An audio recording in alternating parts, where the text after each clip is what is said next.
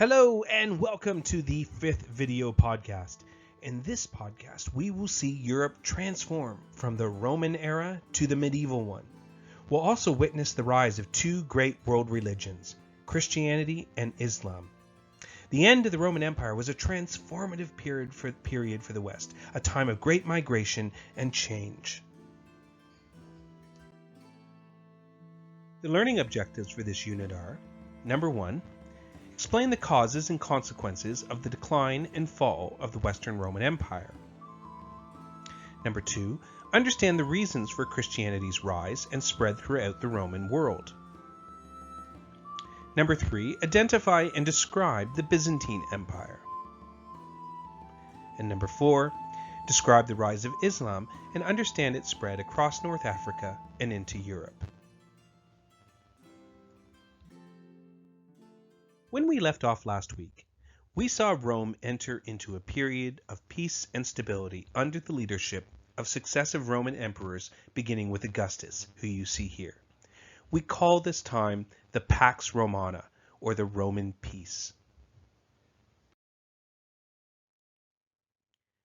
During the Pax Romana, the empire reached the height of its power and size. Long-distance trade flourished. Rome's legions protected her borders, and a vast network of roads stretched from one end of the empire to the other. However, over time, the Roman Empire began to struggle. The crisis of the 3rd century was a period of approximately 50 years in the 3rd century CE, during which the Roman Empire nearly collapsed in the face of civil war, foreign invasion, plague, and economic depression.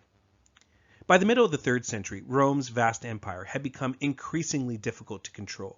It extended as far north as Britain and the Rhine, and as far south as the northern coast of Africa, and as far east as modern-day Iraq and Syria. Now, as you can imagine, controlling such a vast territory was a bureaucratic and logistical nightmare. Rome increasingly relied on the provinces to supply the manpower and supplies, but in the terms of the crisis, the allegiance of the soldiers often was local too, and far away from centralized Rome. The 3rd century brought about a phenomenon called barrack emperors.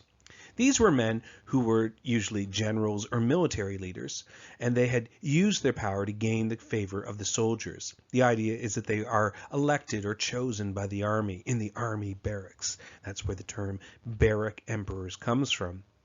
As you can imagine, a man who had an army at his command could usurp the throne and even murder the emperor if he wanted to. And indeed, this is exactly what happened to the emperor whose death traditionally ends the period of peace and the beginning of the crisis, Emperor Alexander Severus, who was assassinated by rebellious troops in 235 CE. After the death of Severus, over the next 50 years, Rome would see a series of nearly 20 different emperors and near constant civil war. In simple terms, no one was strong enough to take control, and as a result, most reigns were very short-lived. This period became one of increasing civil unrest and instability. The Pax Romana was over. Rome just didn't face constant civil war and changes in leadership. Rome also faced natural disasters during the 3rd century, and the most disastrous of them was the plague. Now, we don't exactly know what all these plagues were. Some have suggested they were waves of measles or the smallpox. We do know that the effects were absolutely devastating.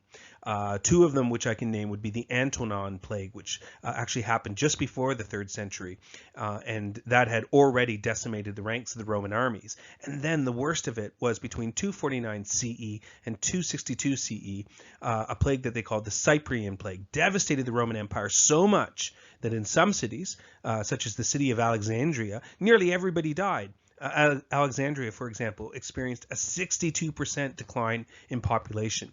So, not surprisingly, these plagues greatly hindered the Roman Empire's ability to ward off foreign barbarian invasions, but it also factored into more problems at home, such as famine. As with everybody dying, lots of farms became abandoned and unproductive. This agricultural instability was made worse by a series of bad harvests, which led to a famine during the 3rd century. Many years of successive drier summers meant less agricultural productivity, less food to go around. At the same time, not surprising with all this stuff happening, Rome entered into a great financial depression. Since the days of the Pax Romana, Rome's economy had depended on trade, and trade was very difficult to happen given all of this civil unrest and all of these natural disasters. When Rome was at peace, it was relatively simple and safe for merchants to travel from one end of the empire to the other. In a matter of weeks, they could do that. However, civil unrest and war during the crisis made it hazardous for merchants to travel. Rampant inflation only made things worse. The issue of climate change and plague would not just have affected Rome, but also those people who lived outside of Rome, who lived outside the empire. The climatic problems would have affected them too, and this might have contributed to the reason why there were more barbarians trying to invade the empire, as they also would have experienced the detrimental effects of climate change, and perhaps they were trying to push inward to more productive regions around the Mediterranean. With a vacuum of power in the center, rebellions in the provinces became commonplace. Tribes such as the Franks penetrated along the Rhine River, the Goths threatened along the Danube River, and the Saxons began to raid Britain. At the same time, the Sassanids became more aggressive in the east, and suddenly Rome was in a very precarious position.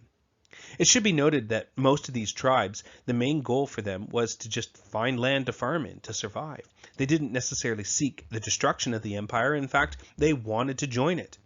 As a result, the frontiers of Rome experienced almost incessant raids during the 3rd century from aforementioned tribes, among others. Now, Rome would finally settle down under the rule of this man, Emperor Diocletian. Diocletian's reign stabilized the empire and generally marks the end of the crisis of the 3rd century. Diocletian's innovation was that he realized that the empire had become too big for any one person to rule alone. He decided to divide the empire between himself and a colleague of his choice. Thus, in 286 CE, Maximian, one of Diocletian's old comrades, was proclaimed co-emperor. Whilst Diocletian ruled in the east, Maximian was in charge of the west. In 293 CE, each emperor appointed a junior emperor, called a Caesar, to his choice, who would take over as emperor in the event of their deaths and would rule a smaller subsection of their region. Thus, the senior emperor would be called an Augustus, and the junior emperor would be called a Caesar.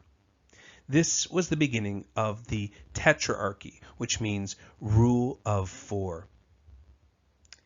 Diocletian also began to make peace with some of the barbarian tribes which had been pushing in on the borders for so long. He invited some of them in and allowed them to settle in return for military service. The Franks are a good example of a tribe that he did this for, and this allowed the army to be enlarged and strengthened with the support of these barbarian tribes. Here you see a map of Diocletian's division of the Roman Empire. In 286 CE, Diocletian divided the Roman Empire into eastern and western halves, and each half was divided again into 2 smaller units. Thus, 4 regions, 4 rulers, and bureaucratic administrations replaced the ineffective rule of just one man.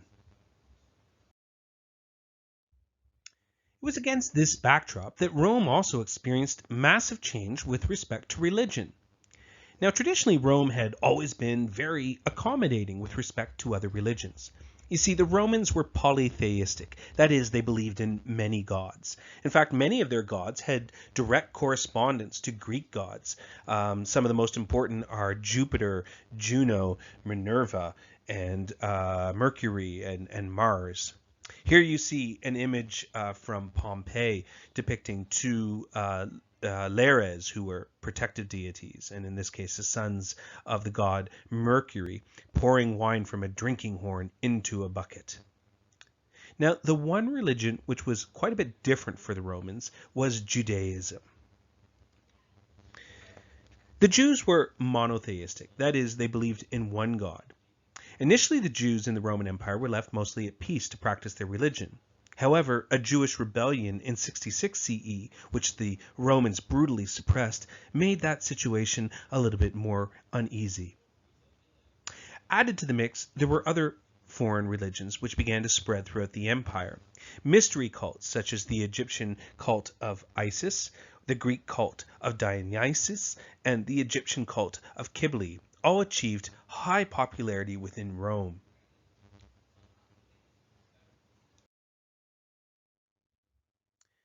Christianity would prove to be very different. Christianity begins as a Jewish sect. Jesus of Nazareth, who lived at the beginning of the first millennium, was almost certainly a Jew himself. He became popular against a backdrop of numerous Jewish end-time groups, that is, groups who believed that the end of the world was close at hand, and that the prophesied Jewish Savior would soon come to earth. Jesus himself may have been an end-time preacher or an apocalyptic prophet, proclaiming that the kingdom of God was imminent. After achieving some fame and many followers, he was arrested by the Romans and crucified sometime around 26 to 36 CE, perhaps for stirring up crowds at the festival of Passover. Crucifixion was the Roman penalty for rebels and traitors, not a very good way to die. Suddenly, after his death, his disciples claimed that he, in fact, had come back to life and had risen from the dead and then ascended to heaven. And they now had a new mission, that was, to spread the good news of Jesus' resurrection, called the gospel, and that the kingdom of God would soon arrive. Christianity spread slowly first, and initially only amongst Jewish populations. However, it was not long before they came under the notice of the Romans. In 64 CE, a great fire devastated Rome and destroyed much of the city. For reasons unknown, the Emperor Nero decided to make Christians the scapegoat. Rumors had abounded that Nero himself was responsible for the fire. He certainly took advantage of the resulting devastation of the city, and he built himself a brand new, lavish palace on part of the site of the fire. Perhaps to divert attention from these rumors, Nero ordered that Christians should be rounded up and killed. Some were torn apart by dogs, others burnt alive as human torches. Over the next 100 years or so, Christians were sporadically persecuted. This led to a major aspect of the early Christian faith, that there was no greater good than to die a martyr for your faith. Sometimes Christians face theatrical punishments alongside criminals. Damnatio ad bestias, which is Latin for condemnation to the beasts, was a form of Roman capital punishment in which the condemned person was killed by wild animals, usually lions or other big cats. This form of execution, which first came to Rome around the 2nd century BCE, was part of a wider class of blood sports called bestiarii.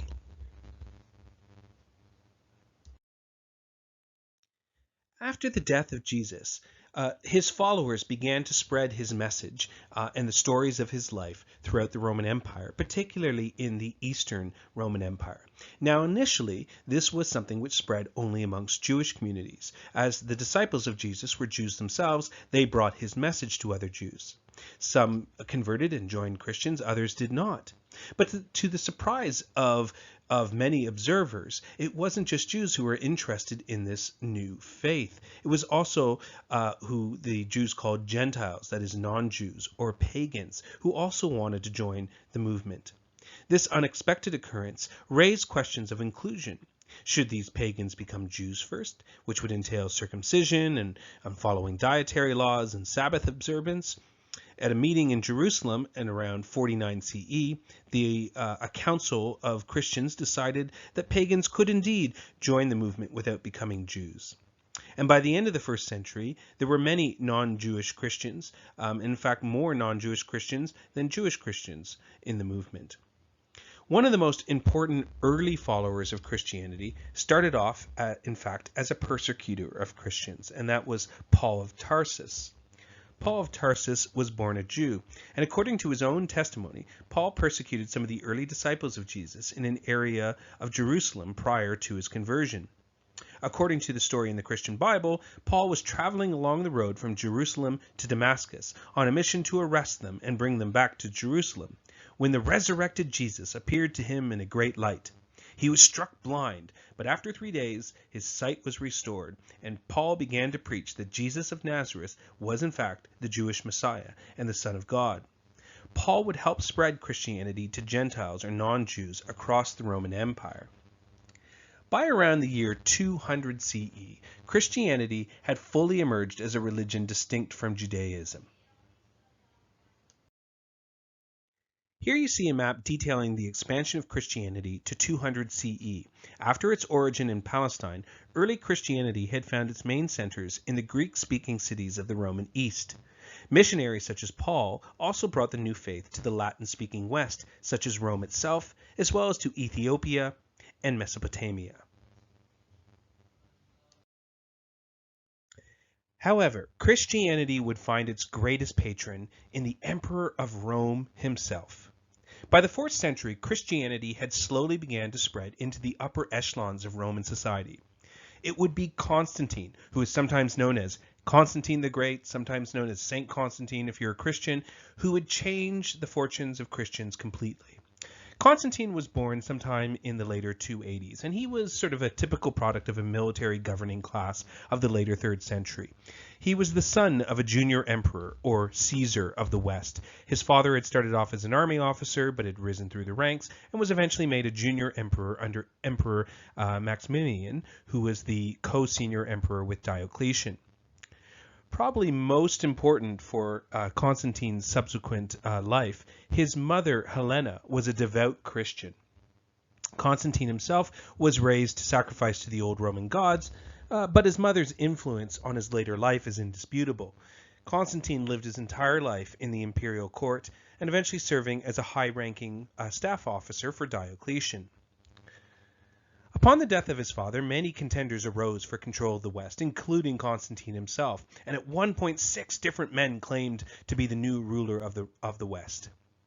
Constantine, however, had one trump card in that he was beloved by his troops, and they proclaimed him Caesar in 308 CE. For the next 5 years, Constantine would have to fight his rivals for control. By 313 CE, things had settled down to the point where it was back to 4 men controlling the Roman Empire in sort of the Diocletian divisions. They had an uneasy truce of sorts. Diocletian's concept of empire divided 4 ways would continue a little bit longer. In the east, Galerius ruled as senior emperor, or Augustus. Maximinus Daia was his junior emperor in the east, or Caesar. In the west, a man named Maxentius emerged as the senior emperor, and Constantine was junior emperor. However, the peace was not long-lived. The armies of Constantine and Maxentius in the west would eventually meet at a very fateful battle, the Battle of Milvian Bridge. The Battle of Milvian Bridge took place between Constantine and Maxentius on the 28th of October 312, and it took its name from the bridge, which was an important route over the Tiber. And this actually is an image of the bridge, which is still standing to this day, which is quite remarkable. Now, according to legend, on the eve of the battle, Constantine had a vision. A voice said to him, "In hoc signo vinces," which means, in Latin, "In this sign you will conquer." The sign was a Christian symbol, perhaps a cross. He ordered that the symbol be painted on the shields of his army. And the next morning at the Battle of Milvian Bridge, Constantine put the vision to the test. Constantine won the battle and started on a path that would lead him to end the tetrarchy and become the sole ruler of the Roman Empire. Maxentius himself drowned in the Tiber River during the battle. His body was later taken from the river and decapitated, and his head was paraded through the streets of Rome on the day following the battle. The Battle of Milvian Bridge and the defeat of Maxentius gave Constantine sole control over the western half of the Roman Empire. In the east, things began to change as well. The senior emperor Galerius died of cancer, and his junior emperor Maximinus Daia attempted to seize control, but almost immediately Galerius's heir and friend Licinius attempted to challenge him for that role. Now here is where the story of Christianity takes an interesting turn. Licinius was similar to Constantine in the fact that he fought under the sign of the Christian cross. However, he didn't likely do it because of faith, mostly to gain the support of the Christians, who were becoming a sizable number of the population in the eastern half of the Roman Empire. On the other hand, Maximianus, his opponent, had promised to eradicate Christianity. By most accounts, Licinius was a committed supporter of Christians, although like Constantine, he himself was most likely a pagan. Despite inferior numbers, Licinius ultimately was victorious, and after the suicide of Maximianus, he seized control of the eastern half of the Roman Empire. To be safe and secure in his right for the eastern throne, he immediately did what many emperors do and executed the sons and daughters of all the former emperors in the east. Now there were only two emperors, one in the west, Constantine, and one in the east, Licinius. Like Constantine, Licinius owed some of his success to the support of Christians. And in 313, the two emperors, Constantine and Licinius, did something to pay them back. The Edict of Milan officially legalized Christianity. No longer would it be persecuted. Moreover, it gave freedom of religion throughout the empire. In the years that followed, there was a bit of an uneasy truce between the two emperors. Licinius actually married Constantine's half-sister, Constantia, which helped a little bit, but it was not long before the two of them were fighting again, and there was little mini-wars. Licinius's attitude towards Christians eventually changed after he burned several Christian churches and had some prominent Christians executed, and that was all the reason Constantine needed to invade one last time and defeat Licinius for good in 324 CE. Thus, in 324 CE, Constantine had done the impossible. At 52 years of age, he had become the first emperor since Diocletian to control the entire Roman Empire, both east and west. A sense of stability returned to the empire. Constantine, however, wanted to make a clearer break from the past. He decided to build a new capital city to replace Rome in 330 CE. For his location, he chose the small city of Byzantium. And being a humble man, he renamed it after himself, Constantinople. Constantinople was strategically located on the European side of the Strait of Bosphorus, so it would control traffic to and from the Black Sea from east to west. It also provided a location that could be easily defended. The move of the capital from west to east would have profound implications not just for the future of the Roman Empire, but for the Western world. The city of Constantinople would remain a shining beacon of civilization for centuries and would continue to be important even after it was renamed Istanbul by the Ottomans hundreds of years in the future. Now, Christianity during the time of Constantine was still a religion in flux. There were many different competing Christian sects and various beliefs. Some considered that Jesus was the Son of God and divine, while other people believed that he was a human. However, over time, the beliefs of Christianity began to consolidate. By the 4th century, the basic structure of the Christian Bible had appeared, with its Old Testament based on Jewish texts and the New Testament with stories about the life of Jesus. It had also been translated from its various languages such as Greek, Aramaic, and Hebrew into one Latin language version of the Bible, which became known as the Vulgate Bible, after the Latin word for people called vulgus. It would be the Latin Vulgate Bible which would be copied again and again during the Middle Ages and form the basis of medieval Christianity. In 325 CE, Constantine helped the process of consolidation along by calling the Council of Nicaea, which was a gathering of Christian leaders to determine what the formal or orthodox beliefs of Christianity would be.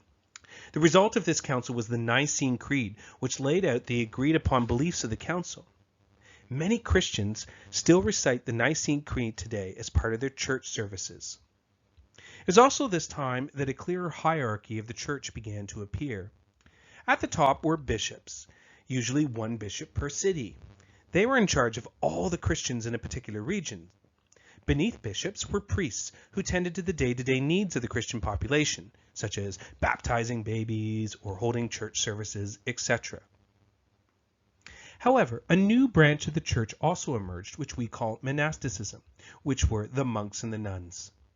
Monks and nuns were men and women who wanted to dedicate their lives to quiet study and prayer. Believing that only through isolation could they be closer to God, they took strict vows of celibacy, obedience, and poverty and lived together in monasteries, cut off from the outside world.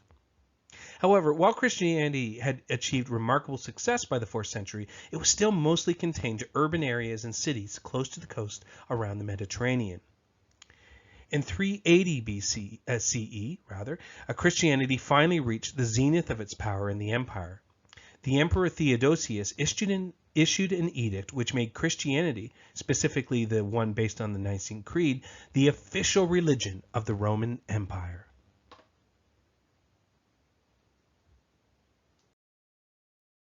Here you can see a map which shows the spread of Christianity to about 600 CE from its beginnings in Palestine. When Christianity was still illegal, it spread mainly in heavily urbanized regions. But after Constantine legalized Christianity, the faith began to spread into every corner of the Roman world. However, it's important to note that most of Europe would remain pagan well into the 7th century. Now, as Christianity continued to flourish, the days of the Roman Empire were numbered. 100 years after Constantine, the Roman Empire was nearly at its end. The fall of the Roman Empire was not something which happened overnight.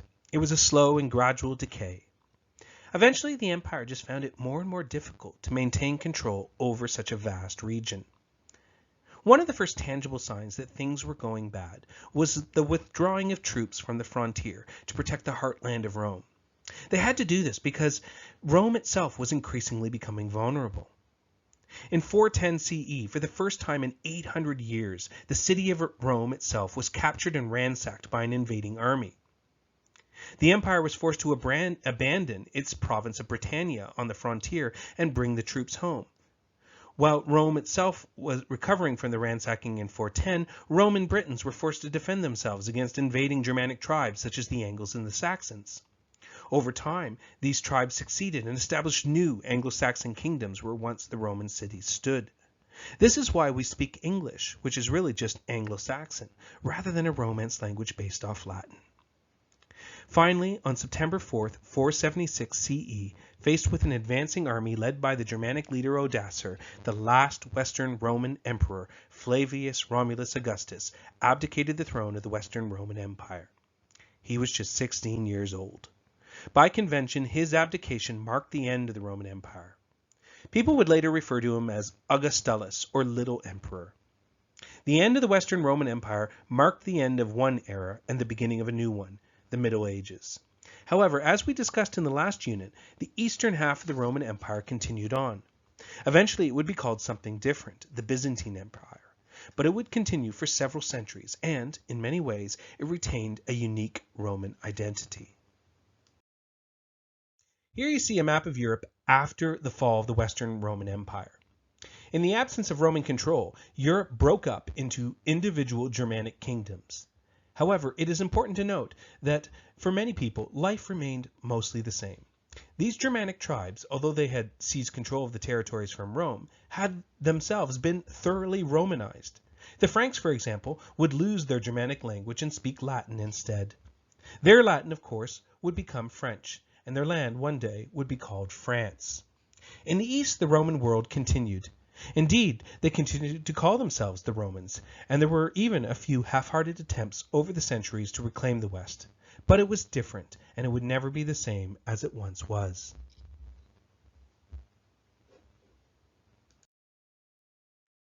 Now, the eastern half of the Roman Empire had always been distinct from the West.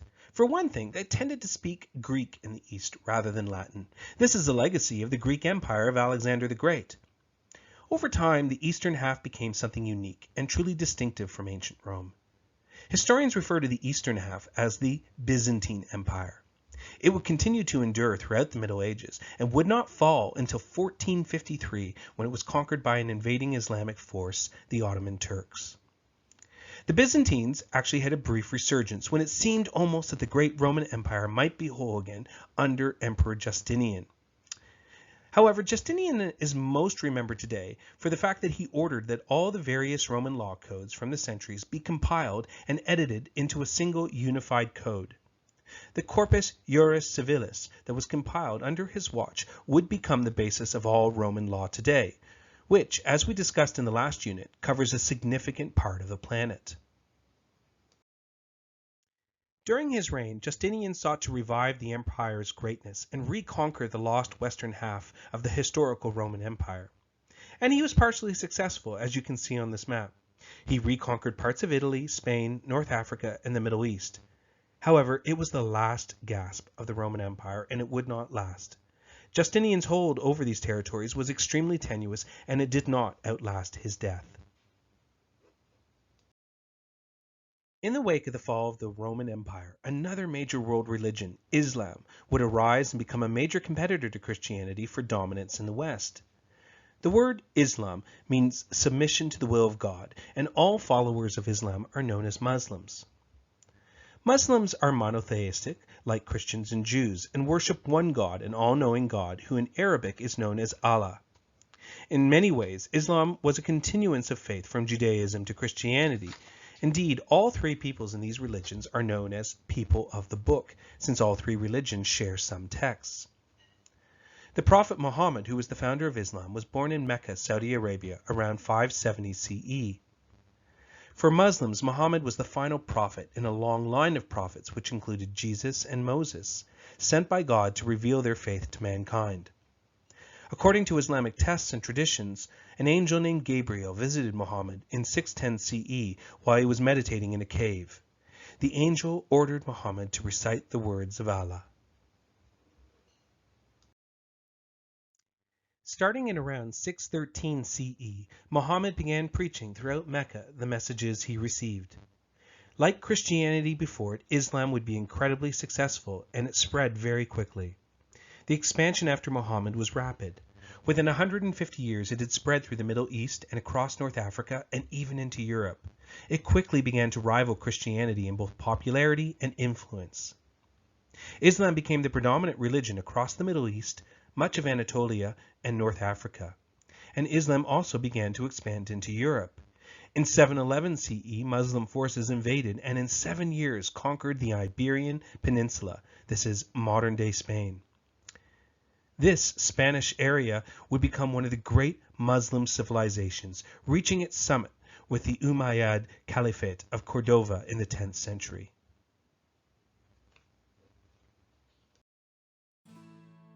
And so, by the 8th century, the former Roman Empire was now dominated by two major religions, Christianity and Islam. The two faiths would shape Western civilization for centuries to come. In our next unit, we will look to the post-Roman world in more detail, a time that we call the Middle Ages.